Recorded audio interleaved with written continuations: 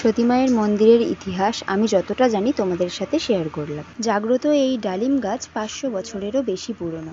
মায়ের 2 পুত্রের মধ্যে কোন পুত্র ছিল পালিত সেটা তোমাদেরকে আজকের ভিডিওতে বলবো। ভেতরে প্রবেশ করা মাত্রই আমাদের পুরো শরীর ভারী হয়ে গেছিল। দেখেই মনে হচ্ছিল যে অনেক বছরের পুরনো এগুলো। হ্যালো গাইস, তোমরা সবাই কেমন আছো? আই হোপ তোমরা সবাই অনেক ভালো আছো, সুস্থ আছো, আর আমরাও ভালো আছি। আমরা তো কল্যাণীতে সতী মায়ের মন্দিরে ঘুরতে এসেছি। তো চলো সতী মায়ের মন্দিরের চারিপাশটা এবং সতী মায়ের পুরো মন্দিরটা তোমাদেরকে ঘুরিয়ে দেখাই, এবং সতী মায়ের মন্দিরের যে ইতিহাস আছে সেই ইতিহাসটা তোমাদের সাথে কিছুটা হলেও শেয়ার করি।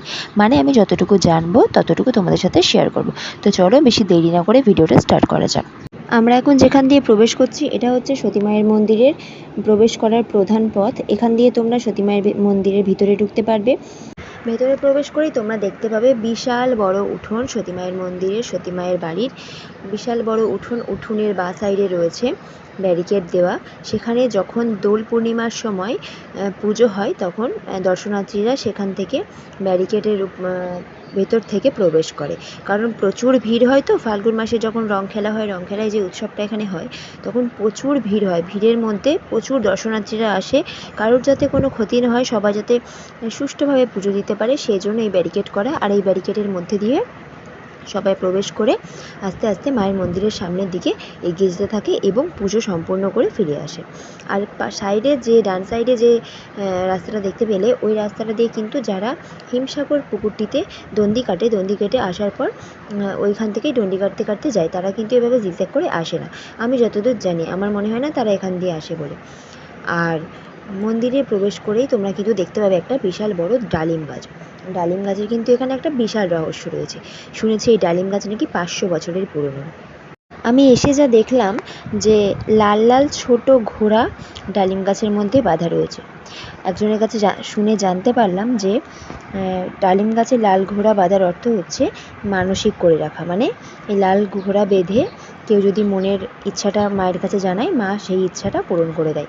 তো সবার নিয়ম অনুযায়ী আমিও একটা মনের ইচ্ছা মায়ের কাছে জানালাম। মা পূরণ করে দিলে আবার আসবো মায়ের কাছে, মায়ের দর্শনে, মায়ের পুজো দিতে। আজকে তো কোনো পুজো দিতে পারলাম না, তার জন্য খুব মনটা খারাপ লাগছিল। এই সেই ডালিম গাছ, যেই ডালিম গাছের কথা তোমাদেরকে আমি এতক্ষণ ধরে বলছিলাম। দেখো ভীষণ বড়। শুনেছি 500 বছরের পুরনো এই ডালিম গাছ নাকি কখনো তার পাতা ঝরায় না বা কখনো শুকিয়ে যায় না। দীর্ঘায়ু হোক এই গাছ। আর গাছটা দেখতে এত সুন্দর, বলার কথা না। তোমরা যদি নিজের চোখে না দেখো বিশ্বাসই করবে না। 500 বছরের পুরনো কি সেটা তো বোঝা যাচ্ছে না, তবে অনেক দিনকার পুরনো সেটা বুঝতে পারলাম। আর এখানে আমি আর অর্পিতা, মানে আমার ননদ, আমরা দুজনে দাঁড়িয়ে রয়েছি। এখানে দেখো একটা বোর্ড দেওয়া রয়েছে। বোর্ডে সতী মাতা, দুলাল চাঁদ এবং বাঁকা চাঁদ বলে লেখা রয়েছে। এখানে যাদের নাম লেখা রয়েছে সেভাবে তাদের মূর্তি বসানো হয়। সতী মায়ের কিন্তু 2 পুত্র। একজন হচ্ছে দুলাল চাঁদ। দুলাল চাঁদ হচ্ছে সতী মায়ের গর্ভধারিণী পুত্র। আর একজন হচ্ছে বাঁকা চাঁদ। বাঁকা চাঁদ হচ্ছে সতী মায়ের পালিত পুত্র। তাকে তিনি পালন করেছিলেন, গর্ভে ধারণ করেননি। সতী মায়ের মন্দিরের গল্প যতটুকু আমি জানতে পারলাম ততটুকু এখন আমি তোমাদের সাথে শেয়ার করছি।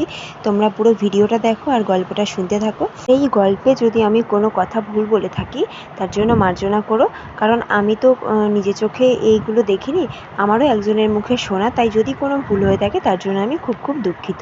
সতী মায়ের প্রকৃত নাম কিন্তু তোমরা অনেকেই জানো না, তাহলে শুনে নাও সতী মায়ের প্রকৃত নাম কি। সতী মায়ের প্রকৃত নাম হলো সরস্বতী দেবী। মায়ের ভক্তরা মাকে ভালোবেসে সতী মাতা বলে ডাকেন। সেই থেকেই সতী মায়ের নাম সরস্বতী না হয়ে সতী মাতা হলো, এবং সকলেই সতী মায়ের মন্দির বলেই জানেন এই কল্যাণী ঘোষপাড়া এলাকায় যে মন্দিরটা আছে এই মন্দিরটাকে। চাকদাহ গোবিন্দপুর থেকে সতী মাতা এবং তার স্বামী বহু বছর আগে কল্যাণী ঘোষপাড়ায় এই স্থানে এসেছিল। তখন এখানে ঘন জঙ্গলে আবির্ভূত ছিল।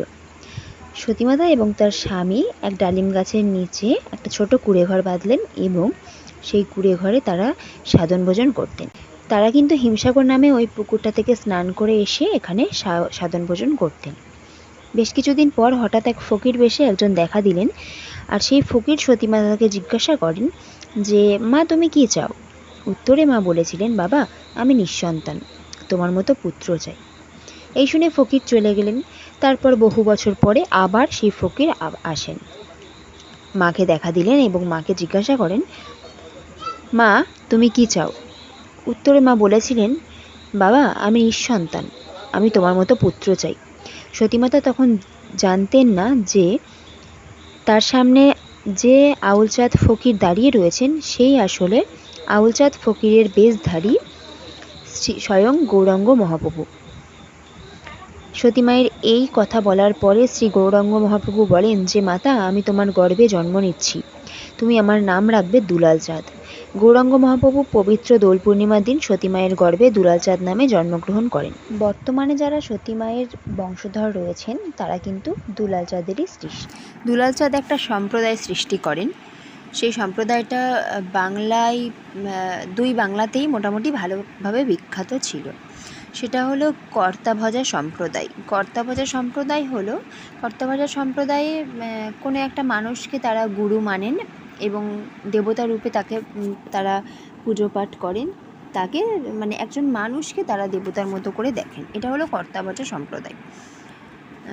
অনেক রকমের সম্প্রদায় ছিল, মোটামুটি 13টা সম্প্রদায়ের কথা আমি জানি, ঠিক আছে। আরও বেশি ভালো করে জানতে হলে আপনারা একটু নেটে সার্চ করে নেবেন, তাহলে দেখতে পাবেন। এখন তো আমাদের প্রত্যেকের হাতে প্রায় মোবাইল থাকে, তো মোবাইল থাকার কারণে আমরা মোটামুটি সব কিছু ইন্টারনেটে পেয়ে যাই। ইন্টারনেটের যুগে সবটাই ইন্টারনেটে সম্ভব, মোটামুটি সব কিছু পাওয়া যায়। তো ভিডিওর মাঝখানে একটা কথা বলি, সতীমায়ের মন্দিরে ঘুরতে তোমাদেরকে কেমন লাগছে, তোমাদের দেখতে পুরো ভিডিওটা দেখতে কেমন লাগছে অবশ্যই কিন্তু কমেন্ট করে জানিও, তাহলে ভিডিও বানানোর উৎসাহ আমরা আরও পাবো। একটা জিনিস জানো তো, চ্যানেলে বা পেজে যত ফলোয়ার্স বাড়বে, সাবস্ক্রাইবার বাড়বে, যত তোমরা ভিডিওগুলো দেখবে, আমাদের ভিডিও তৈরি করার উৎসাহটা তত কিন্তু বাড়বে। এটা কিন্তু খুব ভালো একটা বিষয়, তোমাদের জন্য কিন্তু আমাদের উৎসাহ বাড়ে। সবাই যে টাকা পয়সার জন্য করে তা না, ভালো লাগার জন্য সবাই এটা করে। হ্যাঁ, তো এবার আবার মেন যেটা নিয়ে আমরা কথা বলছিলাম সেখানে আসি। এই কর্তাভজা সম্প্রদায় কিন্তু তৈরি করেছিল দুলাল চাঁদ।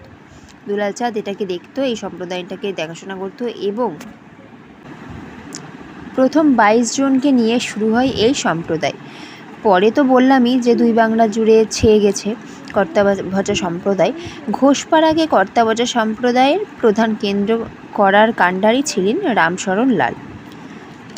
তারপরে তো সতীমা সেই হালটা ধরেন এবং তার পরবর্তীতে তার পুত্র সেই হাল ধরেন। তো কর্তাভজা সম্প্রদায়ে দুলাল চাঁদ প্রথম এই সম্প্রদায় গঠন করেন কল্যাণীতে। তো বন্ধুরা, আমার ভিডিও তোমাদের কেমন লাগলো, আর এই গল্প বা এই সতীমায়ের মন্দিরের ইতিহাস আমি যতটুকু জানি তোমাদের সাথে শেয়ার করলাম। এর বাইরে যদি কেউ জেনে থাকো অবশ্যই কমেন্ট করে জানিও। আর তাছাড়া এই ভিডিওটা আশা করছি সবার ভালো লাগবে। এটা কোনো ট্রাভেল ভিডিও না, এটি কিন্তু ভ্লগ ভিডিও, তোমরা জানো। আর এই সতীমায়ের মন্দিরের গল্প আমি যেটা তোমাদের সাথে শেয়ার করলাম, তার মধ্যে যদি আমার কোনো ভুল হয় বা কোনো কিছু যদি আমি ভুল বলে থাকি অবশ্যই কমেন্ট করো। এখানে কিন্তু একটা দুর্গা মন্দিরও আছে, মানে দুর্গা পুজো ছাড়াও কিন্তু আমরা দুর্গা মাকে আবারও একবার দেখতে পাবো। সেটা হচ্ছে সতীমায়ের মন্দিরে আসলে। যাদের দুর্গা মায়ের জন্য মন খারাপ করবে অবশ্যই সতীমায়ের মন্দিরে চলে আসবে। এখানে নিত্য পুজো করা হয়।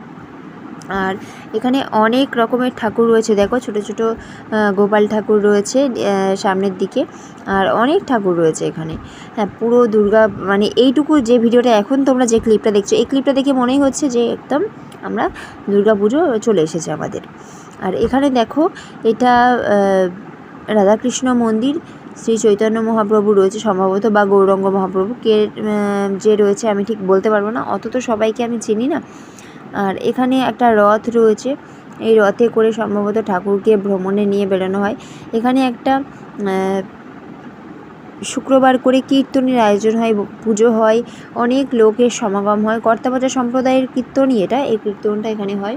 এখনও এই সম্প্রদায়টা এখানে প্রচলিত রয়েছে। তো আমার ভিডিও তোমাদের কেমন লাগলো অবশ্যই কমেন্ট করে জানিও, পারলে শেয়ার করে দিও। আর সবার কাছে অনুরোধ করব, ভিডিওগুলো যে দেখেন আপনারা, ভিডিওগুলো যদি আপনারা শেয়ার করেন বা কমেন্ট করেন বা চ্যানেলটা সাবস্ক্রাইব করেন, আমরা আরও ভালো ভালো ভিডিও, ভালো ভালো কন্টেন্ট ক্রিয়েট করতে পারবো। আর আপনাদের আশীর্বাদ থাকলে সবটা সম্ভব হবে।